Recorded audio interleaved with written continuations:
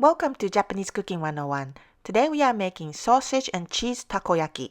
We have done a couple of takoyaki recipes before, but today we are going to substitute taco, which is octopus, with sausage and cheese. These are the ingredients. We are using small sausages and string cheese today, but you can use other kinds of fillings such as diced ham or shrimp.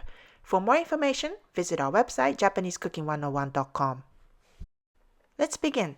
Chop some green onions finely and cut the string cheese into small pieces and cut sausages. Now we are making the batter. Add the dashi broth to the all-purpose flour, add 2 eggs and season with salt and soy sauce and mix with a whisk. Heat a takoyaki pan with the oil to very hot. Spread the oil to coat the pan using a paper towel, like that. Then pour the batter to fill the holes of the pan. Don't worry about it if it overflows.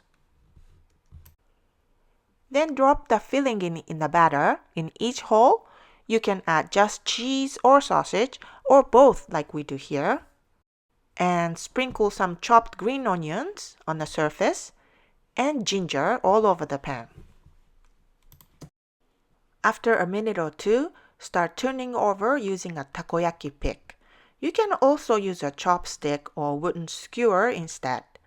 You will flip takoyaki multiple times, so if they look messy at first, that's okay. Keep turning to cook all surface and they look perfectly round at the end. Serve them on a plate and pour takoyaki sauce and mayonnaise.